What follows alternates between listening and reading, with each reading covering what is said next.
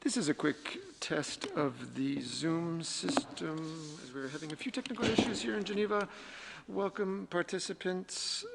This is Chris from the Communications Department, so please bear with us while we do a few more tests.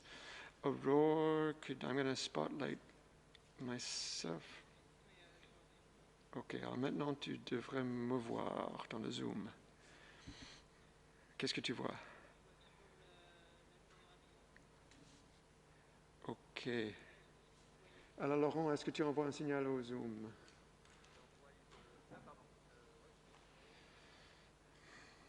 Je veux dire, envoyer le Zoom sur le Vinova plutôt.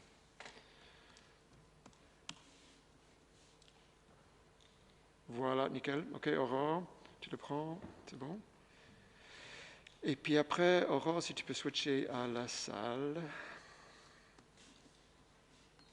Vas-y. Non, c'est pas bon. Moi, je vois pas la salle dans le Zoom. Moi, je vois moi. Voilà, comme ça. Alors, on réessaie ça une deuxième fois. Ok.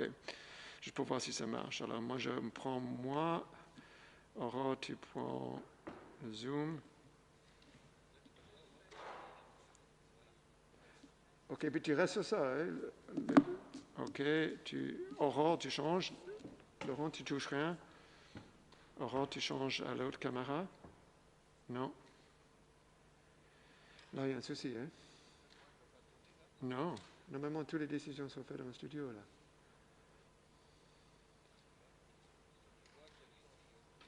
Moi, ouais.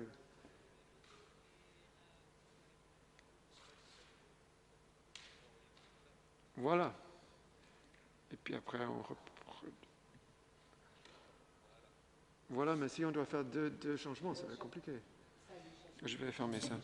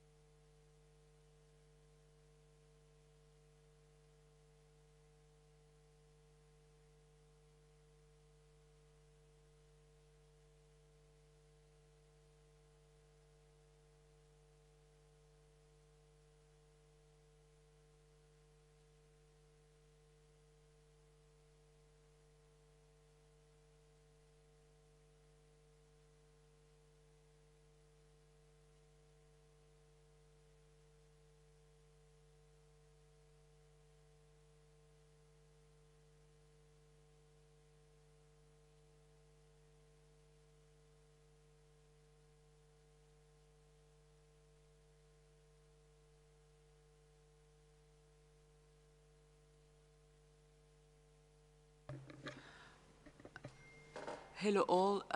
I would like to ask for your patience, please. We are trying to fix some technical problems. Thank you for understanding.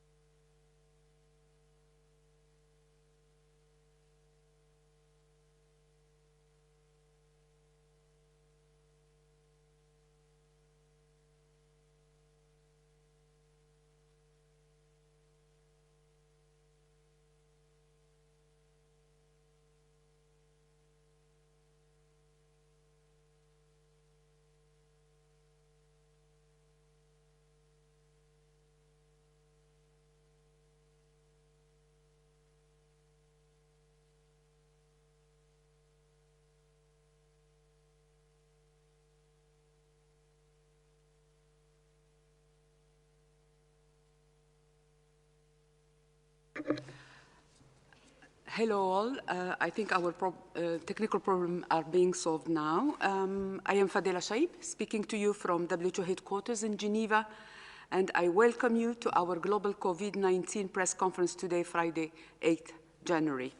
Present in the room are WHO Director General, Dr. Tedros, Dr. Mike Ryan, Executive Director, Health Emergencies, Dr. Maria von Kerkhoff, Technical Lead for COVID-19, Dr. Bruce Aylward, Special Advisor to DG and Lead on ACT Accelerator, Dr. Mariangela Shimau, Assistant Director General, Access to Medicines and Health Products. Joining us remotely are Dr. Kate O'Brien, Director, Immunization, Vaccine and Biologicals, and Dr. Ed Kelly, Director, Integrated Health Services. Welcome all. We have simultaneous interpretation in the 6 UN languages plus Portuguese and Hindi. Now, without further delay, I would like to invite Dr. Tedros for his opening remarks. DG, you have the floor. Thank you. Thank you, Fadila. Shukran. Good morning, good afternoon, and good evening. COVAX, set up by Gavi, CEPI, and WHO in April last year, has now secured contracts of 2 billion doses of safe and effective COVID-19 vaccines, which we're ready to roll out as soon as the vaccines are delivered. And we also have the right of first refusal on an additional 1 billion doses. However, this is where the current challenge is. At present, 42 countries are rolling out safe and effective COVID-19 vaccines. 36 of these are high-income countries, and 6 are middle-income countries. So there is a clear problem that low and most middle-income countries are not receiving the vaccine yet. This is a problem we can and we must solve together through COVAX and the ACT Accelerator.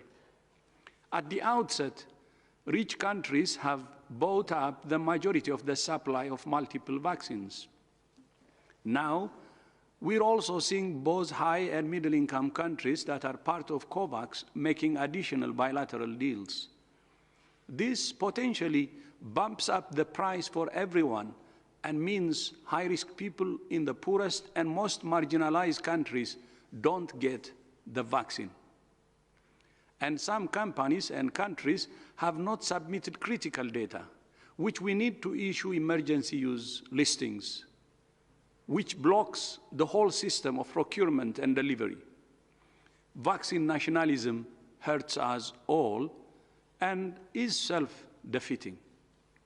But on the flip side, vaccinating equitably saves lives, stabilizes health systems, and would lead to a truly global economic recovery that stimulates job creation. Importantly, it would also help us limit the virus opportunity to mutate. The current variants show that the virus is doing its best to make itself more suitable to ongoing circulation within the human population. This is normal of every virus, but at present we're helping it thrive if we don't reduce transmission and vaccinate equitably. Going forward, I want to see manufacturers prioritize supply and roll out through COVAX.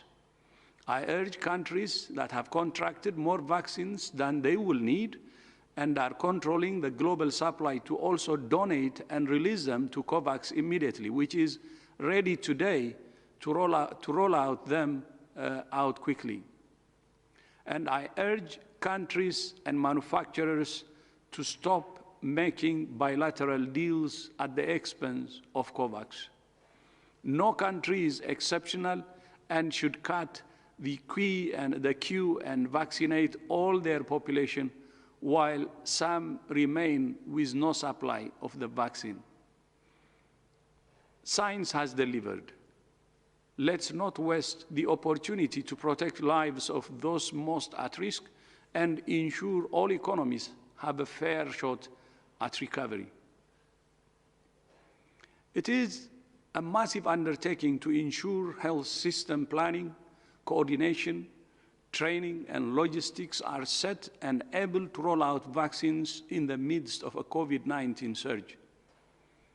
The 100-100 initiative driven by WHO, UNICEF, and the World Bank is supporting over 100 countries to conduct rapid readiness assessments and develop country-specific plans for vaccines deployment. And we have hit our target. 100 countries have now completed this critical process, and the governments and health systems are on standby for global vaccine rollout. We're ready. COVAX is ready. Countries are ready. The time to deliver vaccines equitably is now. This is a very dangerous time in the course of the pandemic, and I do not want to see people become complacent as vaccines are starting to roll out. Over the past few days, we have seen some of the highest numbers of deaths recorded at any point in the pandemic. This is happening because over previous weeks, there has been a lack of compliance with what health authorities are advising in several countries. The virus has taken advantage of this and is spreading at an alarming rate in some countries. You might think that it wouldn't happen to you, and that you don't need to comply with the measures. The problem is that before you know it, not complying a bit becomes a habit. People you know mimic the behavior, and the whole system breaks down. Not complying with recommended measures gives the virus opportunities to spread, putting you and your loved ones at risk for infection, and for more people to develop severe disease, and for more pressure to be put on health workers. People need to know that they can personally stop the virus, and they need to know that the virus can stop with them. If I said one thing to people in areas where there are high numbers of cases, it would be to do all you can to avoid mixing with people from other households, especially inside. Because the virus thrives when people gather in groups, especially inside, where people are less inclined to physically distance, wear masks and hand wash, and where windows aren't open and there is not adequate ventilation, which means everyone is sharing the same air.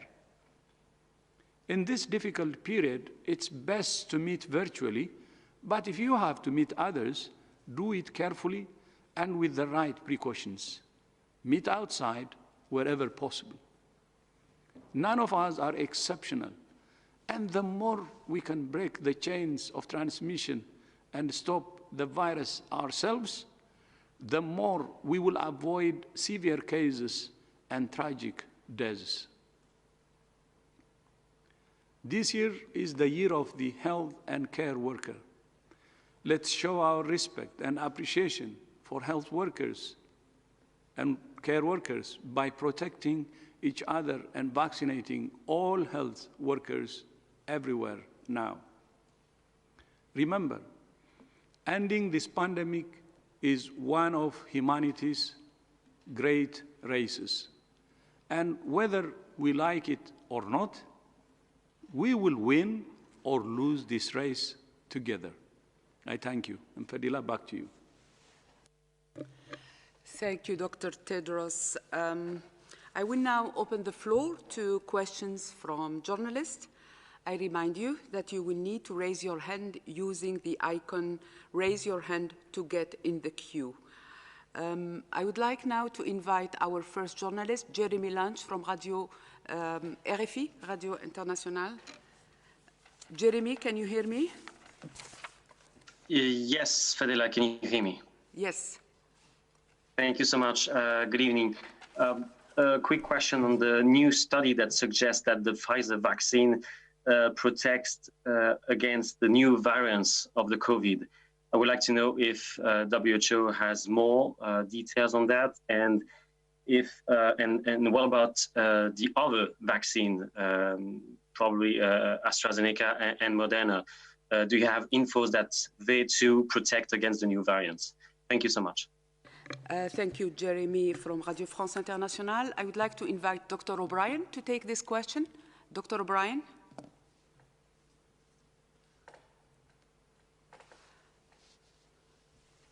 Thank you for this question.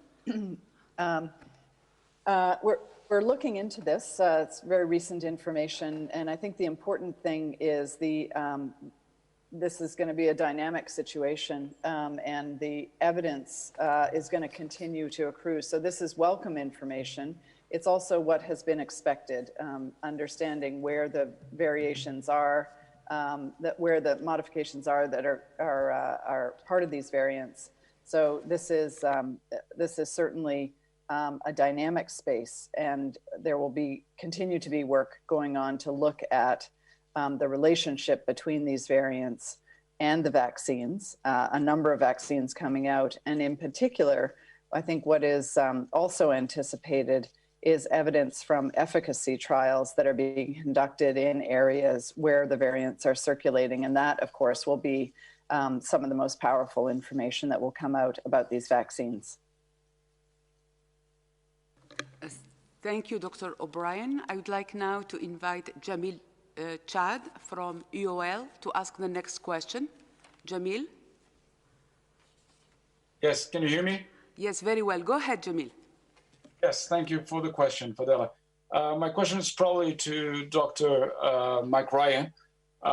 It's a question about Brazil. Could you tell us what is, in your view, the current situation in Brazil, especially in the state of São Paulo, whether you think it is time, as WHO already asked for others in terms of Europe and other regions of the world, to make restrictions, I would say more solid, or increase restrictions at this point of time.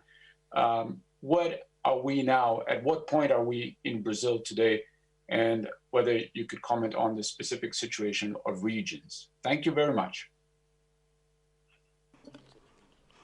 Hi, Jamil. This is Mary Angela. I will come in there. I think we are observing the data from Brazil very carefully, and it's actually evolving differently in the different regions of Brazil, right? It's welcome news that the Brazilian producer Butantan has made public the news about the efficacy of the Sinovac vaccine. So we are watching the situation in Brazil as it evolves. And of course that the different, like I said, the different regions, being a big country, the different regions are showing different signs of either of stabilizing the epidemic, the number of cases, or increasing in some regions, especially in the southeast and the south of Brazil. I don't know if Mike wants to comment. No, just to add that, like many other countries, the latest surge in cases has been pretty much countrywide. We've seen, again, the healthcare system impacted, but the number of available ICU beds remains adequate in most regions, although some areas have now over 70–75% of ICU occupancy. You remember in previous surges that went up to nearly 90 or over 90% in some cases. So the health system continues to cope. Brazil is essentially in the same situation that many other countries are, dealing with a third surge, second surge, whatever you call that, and keeping the health system online is extremely important. The DG has spoken to what we all need to do to reduce the force of transmission within our communities. Those same advice go to everybody in Brazil.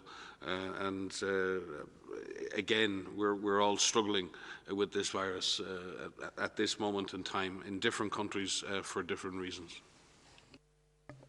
Thank you. Maria? Yeah, thanks. Just to supplement this, to say that it's not Brazil specific, but I think it's a good opportunity to remind everyone that the epidemiology needs to drive the response. So regardless of where you are and what is happening, the data that is captured from the systems that countries have put in place, which are being implemented through the surveillance activities and active case finding, through your testing, through your cluster investigations, that data should drive what you do next. And so while we see now strong national plans with strong strategies, the implementation of the public health and social measures, as those are applied, as those are lifted, need to be guided by the epidemiology of the local situation. So taken decisions at the most local level possible.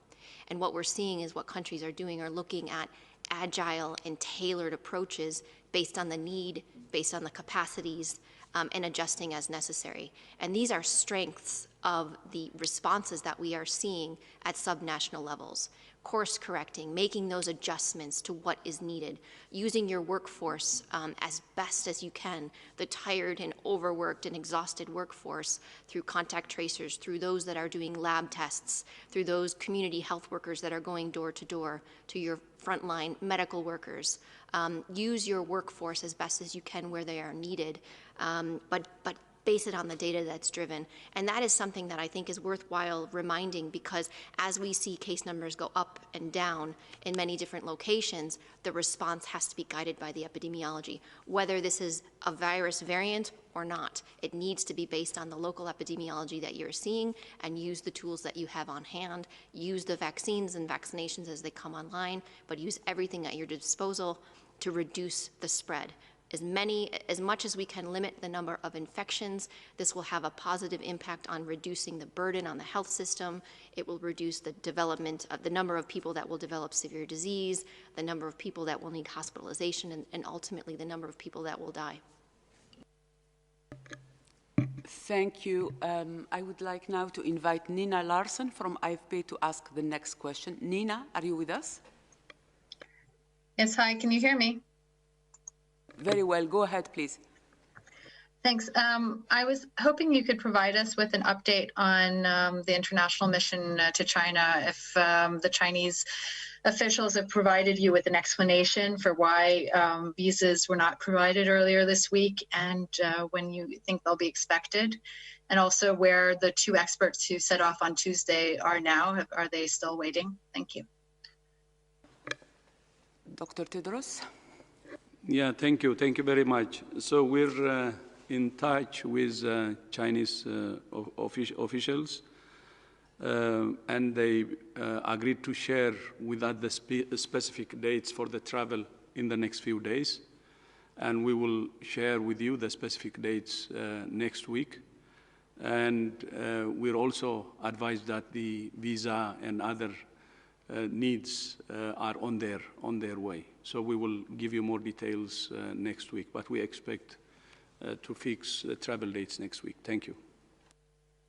And I just supplement to say that the two experts that had begun travel have returned to their home stations, and we spoke with, including the Director General spoke with them at the weekend, but also today we had a meeting of the international team We continue to remain fully committed to the detailed planning for the mission on a scientific basis. We had a very good meeting today to discuss that, and we will reach out once again to continue that scientific collaboration with the colleagues on the science side in China. So we fully expect to continue that planning in terms of the terms of reference and the objectives of the mission, the specific scientific investigations and inquiries that need to move ahead. And as the DG said, the other arrangements around the logistics are in hand, and we stand ready and are on standby to move as quickly as those issues are resolved.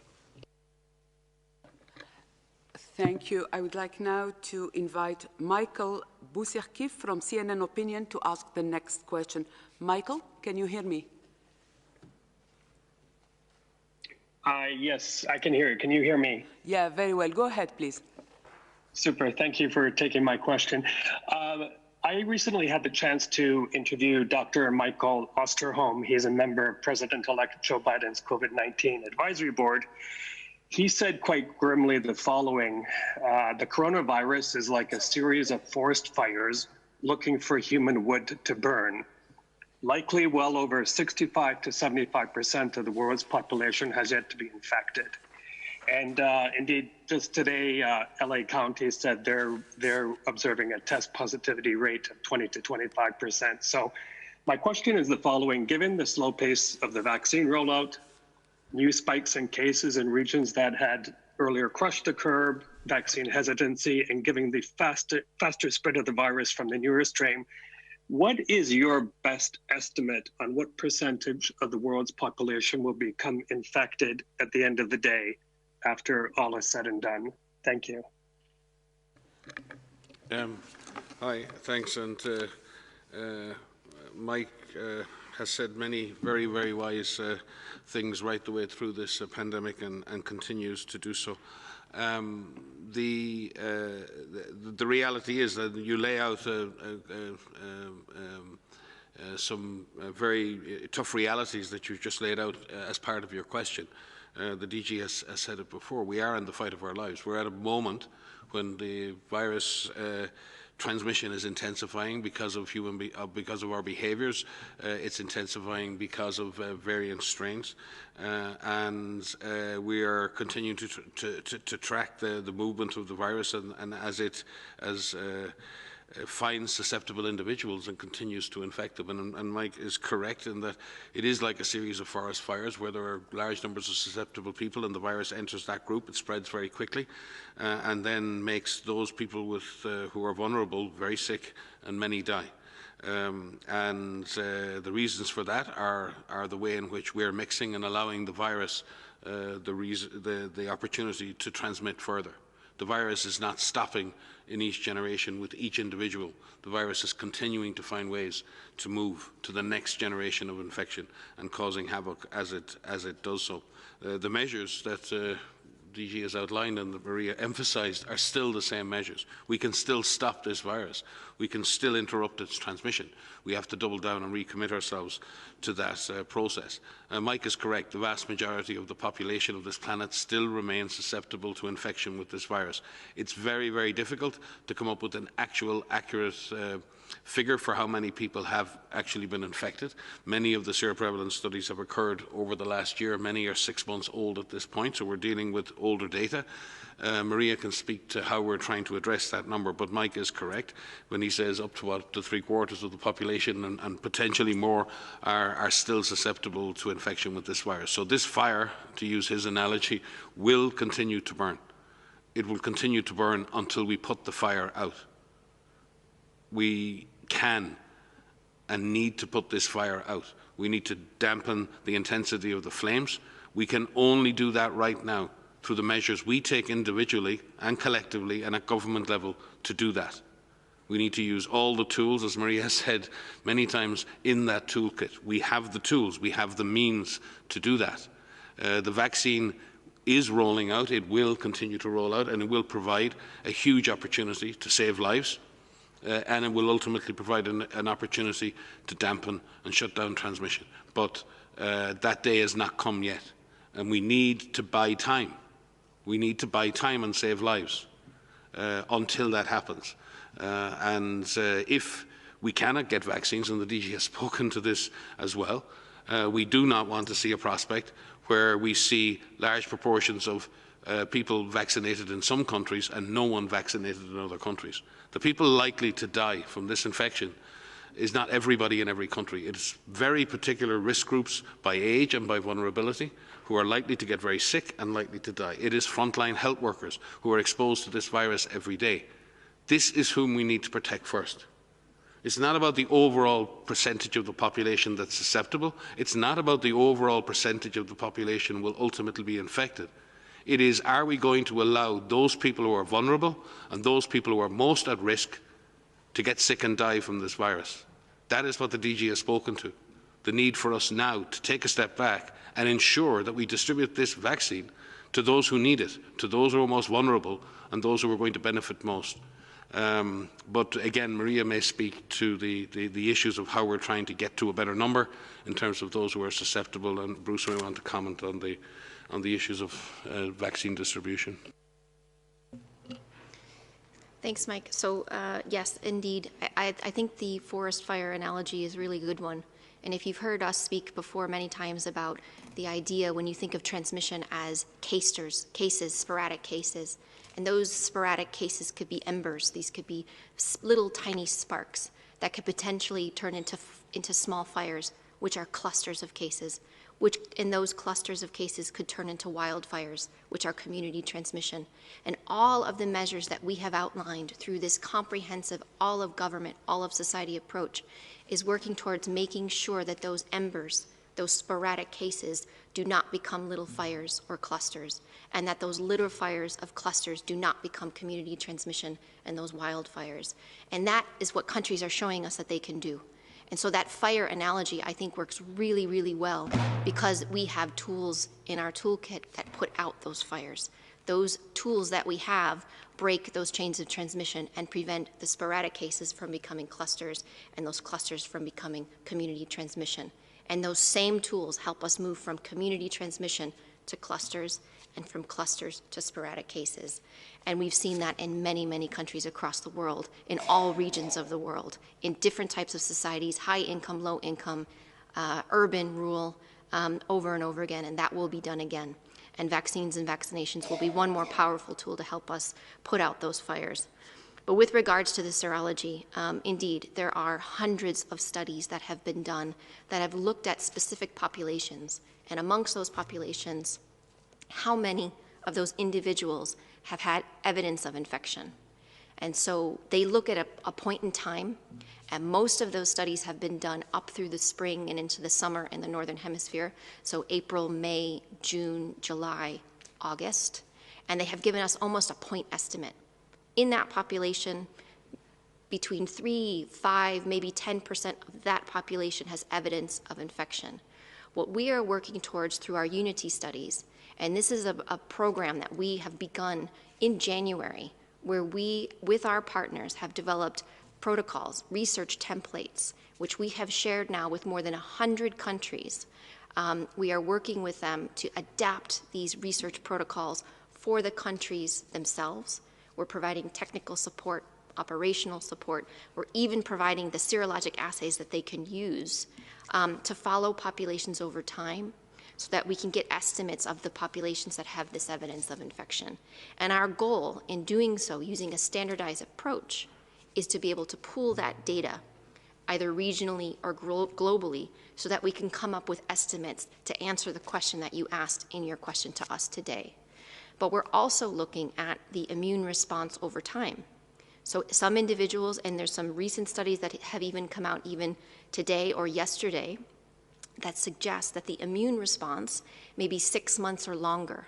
And that's very good news to show that somebody that was infected, even if they had mild disease, develop a robust immune response, and that immune response lasts for 6 months or longer. So that's good.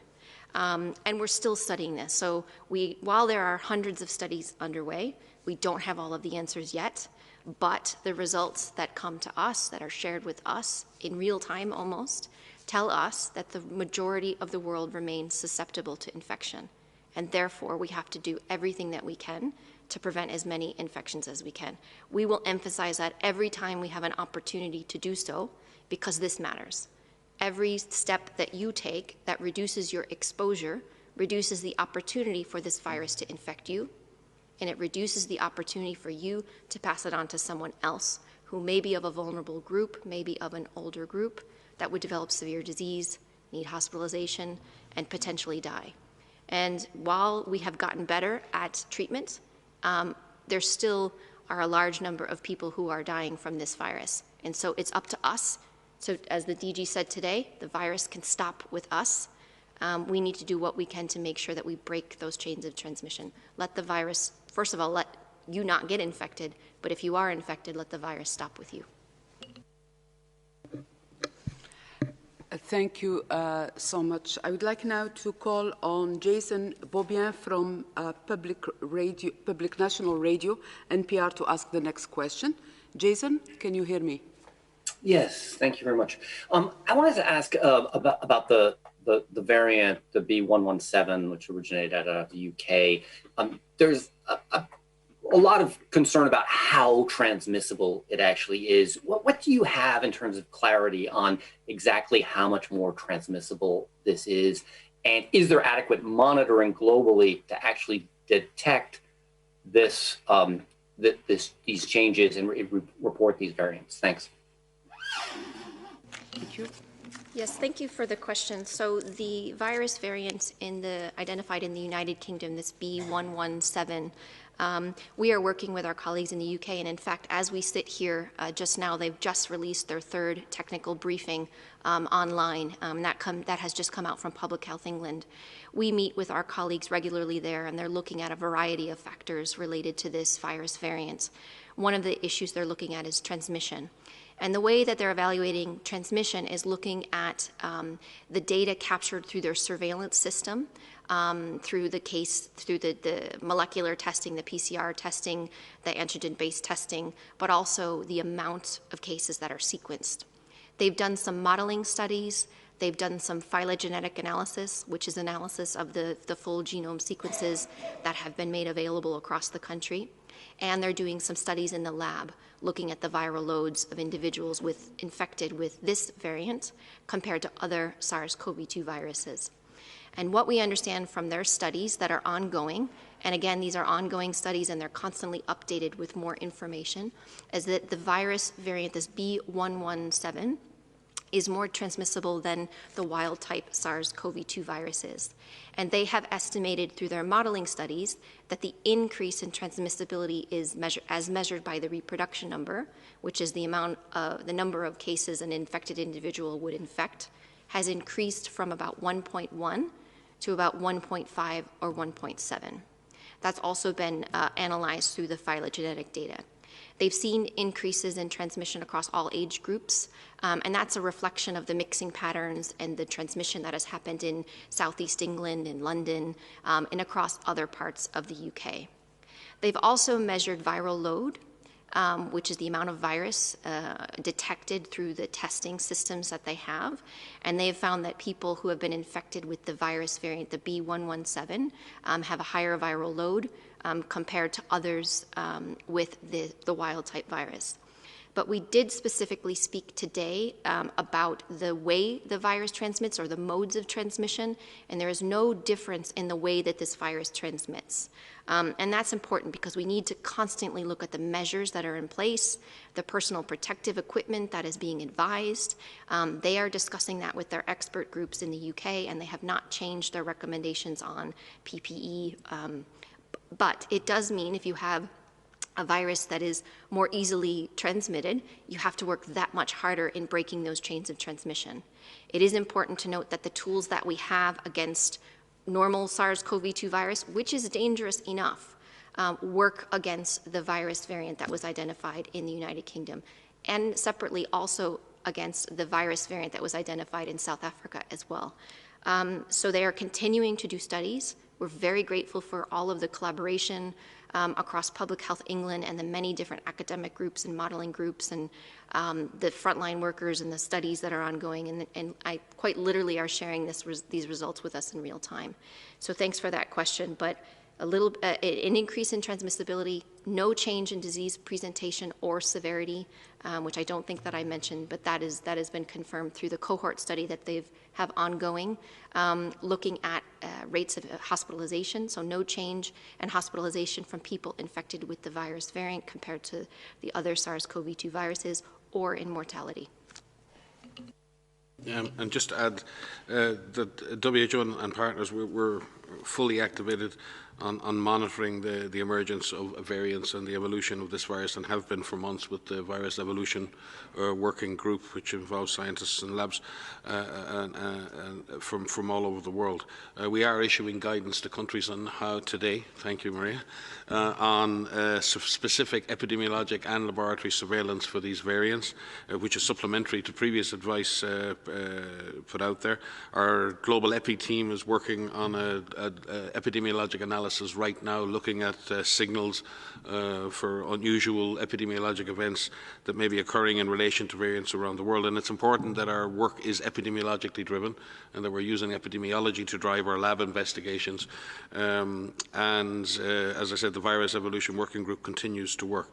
The vaccines group is also working very hard, and next week there will be a specific research and development, our program on research and development for blueprint for epidemics. We'll be hosting two meetings next week, one specifically to look at the emergence of viral variants, and one looking specifically at the research needed around vaccines in relation to the same issues and beyond. The vaccines meeting is broader, but it will consider the variant issues as well. Much work is underway as well, looking at the long-term effectiveness or functioning or performance of diagnostic tests, looking at the lab assays, also looking at continued effectiveness of monoclonals and polyclonal antibodies, and then with vaccines. So that work is underway. All of that needs to be further brought together, different very important strands on this. But Maria is correct. We're not seeing a clinical signal that this disease is more severe. The evolutionary pressure on the virus and this is what viruses do. They tend to become fitter. They become better adapted to transmission in humans, and with higher viral loads, then they're more likely to cause transmission. That is in the interest of the virus. That's a positive evolutionary outcome for the virus, not for us. In that regard, there is no signal at this point of any change in clinical severity, and that's very important to recognise. We've also had meetings today with our Strategic and Technical Advisory Group on Infectious Hazards, which is chaired by David Heyman from the London School. We've considered these issues as well. Next week we will have our meeting of the Emergency Committee on the IHR, which will consider these issues as well. So in addition, we've been working with the Global Influenza Surveillance and Response System. The GISRIS system has been providing vital monitoring of COVID-19 around the world through the severe acute respiratory illness and ILI surveillance, and we've been able to track the overall impact and sort of presence of COVID around the world over the last number of months. We're currently working with them to see how we can adapt that and enhance that to do more of the genetic monitoring as well. And in addition, working on expanding genetic sequencing capacity around the world, particularly in low and middle income countries. And I know there are some excellent projects out there led by the Wellcome Trust and others, looking at how we can rapidly further expand the capacity to do genetic sequencing and genetic surveillance as such on this virus. So many, many strands of activity, from the vaccines to the labs to the epidemiology to the transfer of knowledge and technology and capacity, and we will continue to do so and keep you informed of progress. Again, though, I think it's important to recognise that we've had variants before emerged, the D614G and others. And these variants will continue to emerge as the virus evolves. we're in a race against the virus in that sense. But we should also remember, as Maria said, that the way in which this virus is transmitting has not changed. We still have the capacity to suppress that transmission if we do the right things. And we will continue, obviously, to study the long-term impact on any of these variations on diagnosis, on therapies, and on vaccines. But rest assured, this is in hand, and we are looking very, very closely at this. We take these developments very seriously, but we also need to remain focused on the job at hand, which is breaking chains of transmission and getting vaccines out to those who need them. Thank you. I think Dr. Van Kerkhove would like to add something. Just to say, we can share the guidance that was issued today. There were 2 pieces of guidance that were issued today related to sequencing. We've had a lot of people ask us questions about how much do we need to sequence and how do we do that. So we've issued in our disease outbreak news, which was on the 31st of December, some preliminary recommendations on who to sequence, which cases to sequence, recognizing that sequence capacity is not at the level that we need it around the world, and also that you don't need to sequence every single case that's out there. But as Mike has said, leveraging the systems around, we have really worked very hard with our flu network to be able to build diagnostic capacity as well as use the sequencing to do that. But we've issued 2 guidance today. One is an interim guidance, which is recommendations on who to test, who to sequence. And what we want to focus on is sequencing a subset of cases that are in your country based on capacity, but also especially focusing on any cases that are part of clusters that may be different than what you would expect. For example, in the United Kingdom, they noticed that there was an increase in transmission in late November, early December, when they didn't expect there to be increased transmission because there were some interventions in place. They were in Tier 2 and Tier 3 lockdown. And so they went back and looked there and did some sequencing. But also, if you see any change in disease profile, difference, or severity, those would be good cases to sequence. That's a good place to start. But we've issued some guidance with more specificity in there for the lab programs in each country to look at. And also, we have a much larger implementation guide on how to set up sequencing, which is a much bigger project because it's very labor intensive and quite expensive, but we're working with countries to be able to increase that capacity with the public health labs in country, but also leveraging academic labs and private labs that can do sequencing as well. Because as you pointed out in your question, we need to be able to detect. And detection of these mutations and the detection of these variants comes from the full genome sequencing. So being able to do that helps us have eyes on these viruses and how the viruses change, but also sharing those viruses, sharing those sequences with public databases like GISAID, for example. And that allows scientists all over the world to do these beautiful trees and phylogenetic analysis of actually tracking it over time. So we, as Mike has outlined, as you've heard us say, there's a comprehensive risk monitoring framework around mutations and variants so that we can have a robust process to determine which ones are important and why, and what is the public health impact of any of these that are identified. Sorry for that. I just wanted to add one.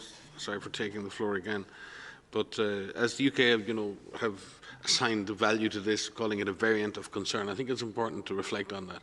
There are lots and lots of different variations in the virus, and there are many. Every virus you sequence will be slightly different.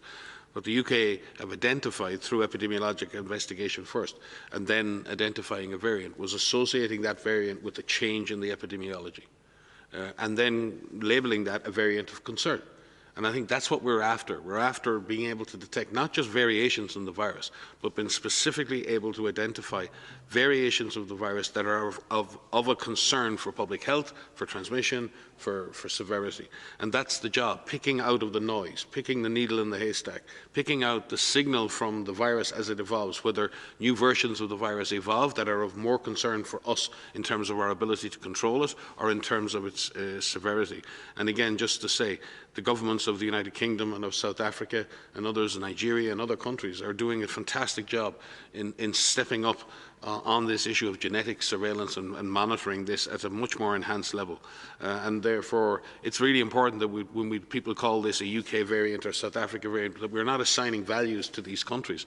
These countries are not the cause of this problem. They're actually defining solutions by giving us the information that we need, and they should be commended and lauded for having invested in the kinds of systems that allow us to do this kind of monitoring. We should be following their example rather than looking at these as problems generated by or in South Africa or in the United Kingdom. The government, the public health, the labs, the clinicians and others in those countries should be, and I think South Africa is a beacon in terms of the comprehensiveness in the way South Africa has been able to pull together data from many, many different sources, again shows that this old idea of the North-South divide, that countries in the South can't do as well as countries in the North when it comes to doing this hardcore epidemiology and lab. This is about access to technology. Other countries in the South can do this as well. They don't necessarily have access to the technology and the training and the resources to do it, but South Africa has clearly shown, Nigeria have clearly shown, that if they have those resources, if they have access to these technologies, they will get on and do exactly the same job as is done in the North. Thank you. I would like now to invite Catherine Fioncon-Bokonga to ask the next question. Catherine, can you hear me? Yes, thank you, Fadela. Thank you for giving me the floor. My question is regarding the types of vaccines. If I can express myself, sorry, because I'm not a scientific.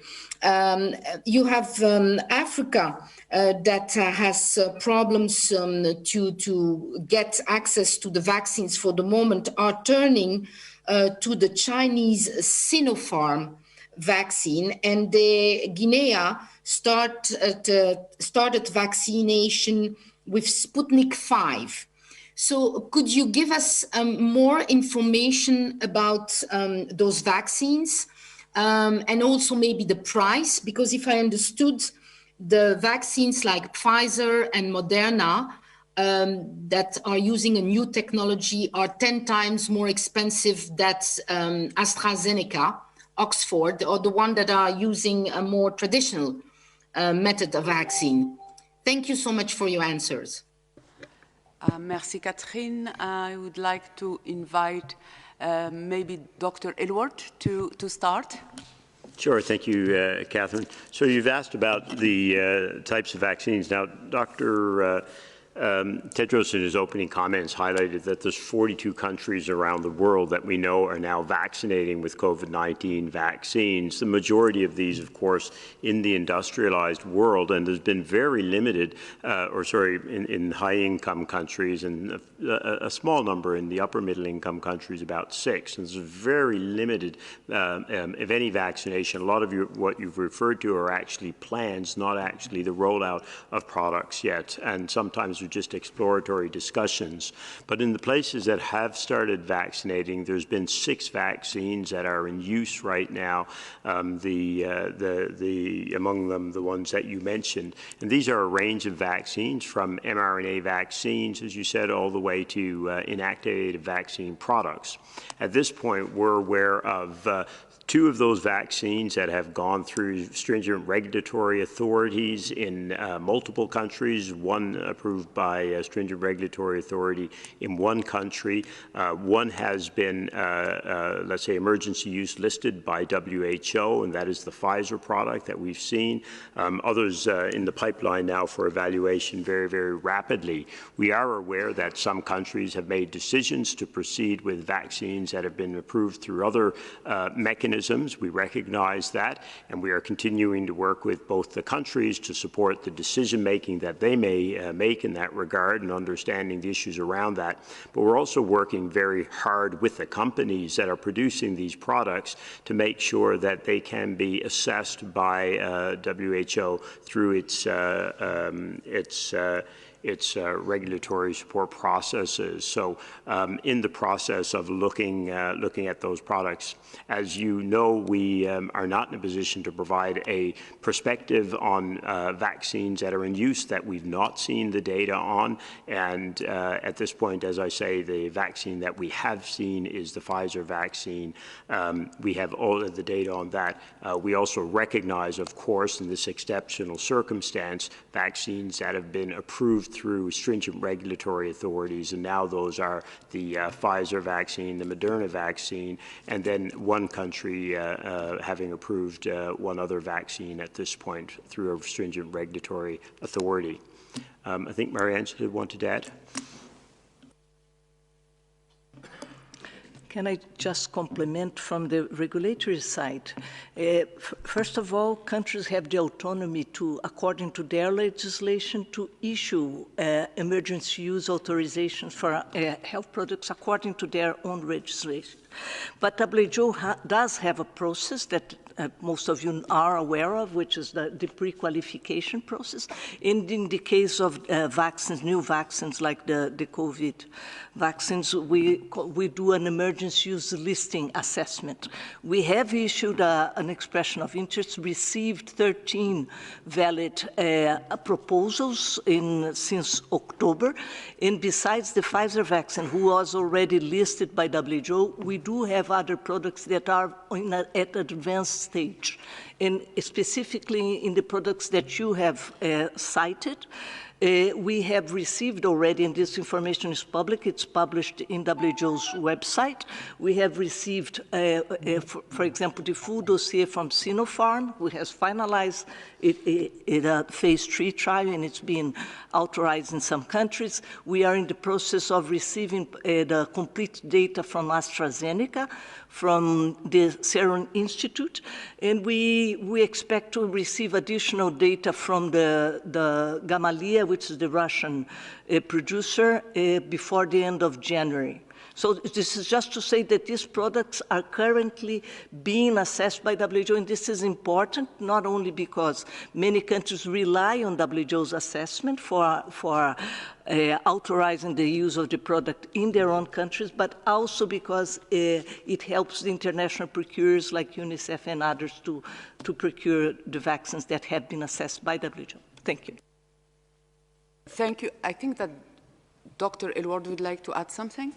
Yeah, I just also want to come back in on the point that when people ask our opinion on these products, that I'm sure you, the journalists with us today, will appreciate for us to provide an opinion on a product that we've actually not seen and seen the data behind would be inappropriate and unfair to those asking the opinion. We also have to be very clear, though, that's a neutral perspective, right? Some of these products may turn out to be great products, extremely important in the battle against COVID-19. And this comes back to a point that the Director General made in his opening comments. We've put together a fantastic facility to help make sure vaccines get rolled out equitably around the world. The fundamentals are completely sound. That mechanism can only work if vaccines come into it and go through it, as well as money. We don't print money and we don't make vaccines. This is where we need the manufacturers working with us, and we need the countries, the donor countries and others working with us and working together.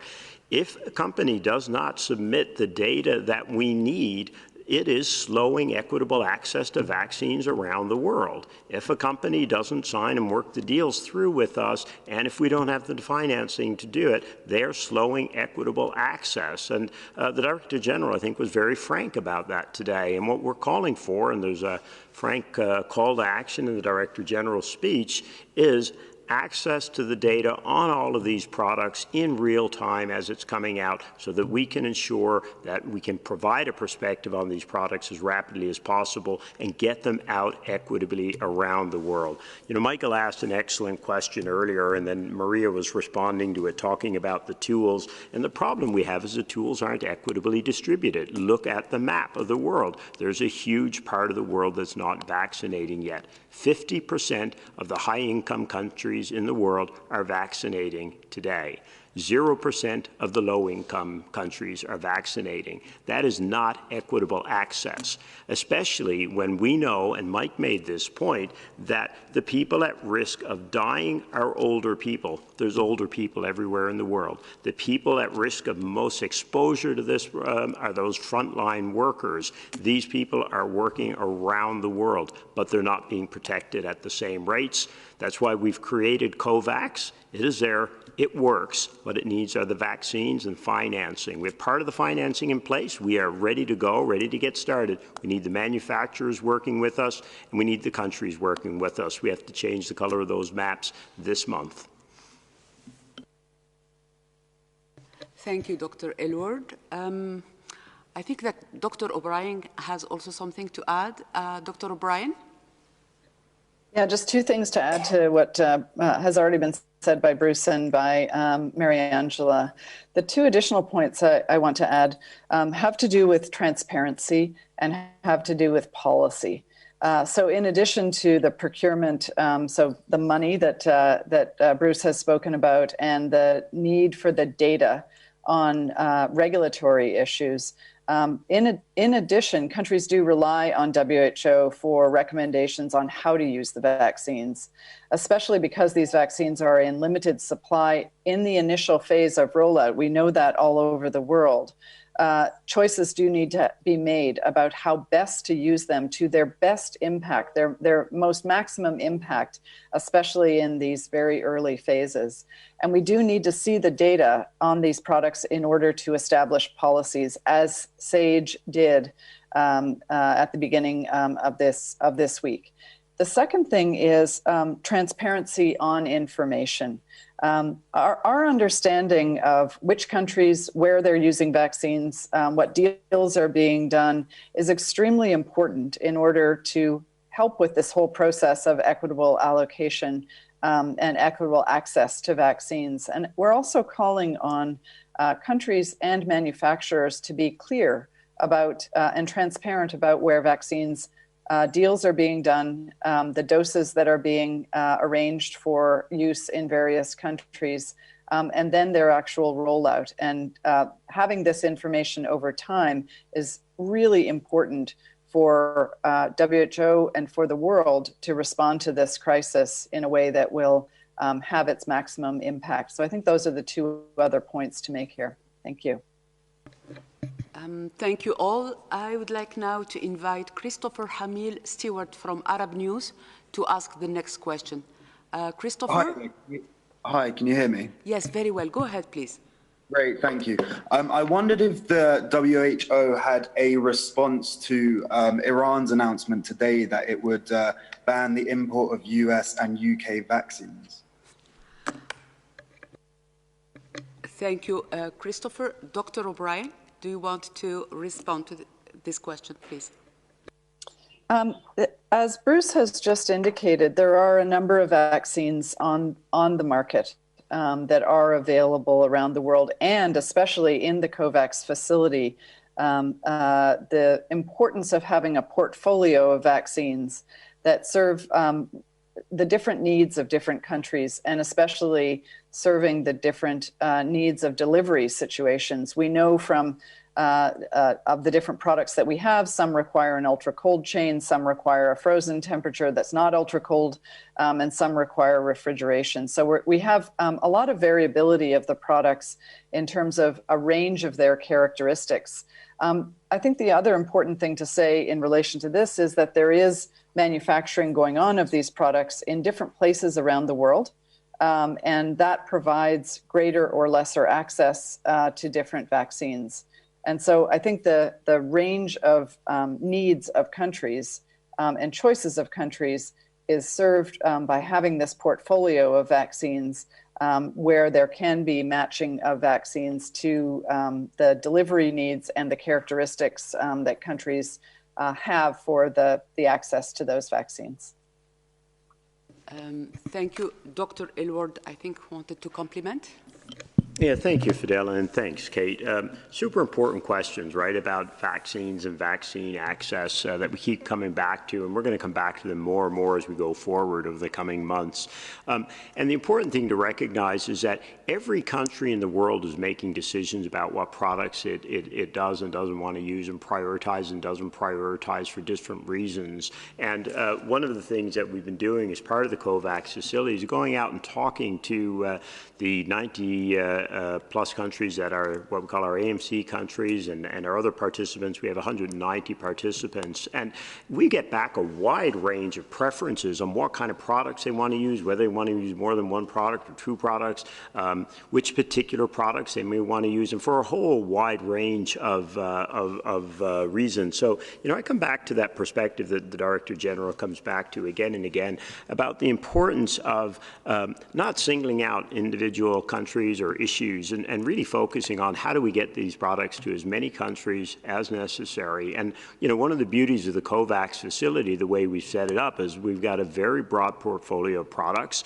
We know we have a broad range of clients that we're working with through that, participants, and what we're going to do is work with them to get that right balance of products. And again, it's one of the reasons that this facility is such an important part of the global solution to equitable access and rollout. Every country needs these products. Every economy needs these products right now. And it's really time to put any kind of politic aside and make sure that vaccines get to the people that need them. I think Bruce said it. The DG has said many times in the past, let us not politicize this virus. Please let us not politicize this vaccine either.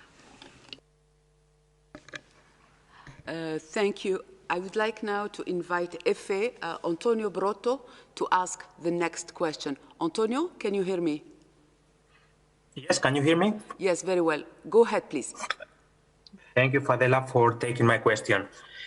So the global figures for daily cases of COVID in the first days of this year are not higher than in December, despite the fear to a spike in transmissions after the Christmas and New Year holidays. So do you think this is a good sign, maybe a sign that the vaccines are already working, or is it too soon to be that optimistic? Thank you. I think it's way too soon to be that optimistic. Look, the reality is for the third week in a row, we've had over 4 million cases reported each week in this pandemic. There's been a very slight decrease in the last week, but again, the transmissions that would have occurred over the holiday period will only be pushing through into the numbers that we're seeing this week, next week, and beyond. So no, it is way too early to interpret that. What we do know is, certainly in the Northern Hemisphere, there's been a tremendous amount of mixing of people over the last number of weeks, and as has been previously stated, we're dealing with the complications of variant strains and potential increases in transmission. So no, there is nothing to suggest that. The numbers of vaccines that have currently been distributed will have had zero impact on transmission dynamics at country level.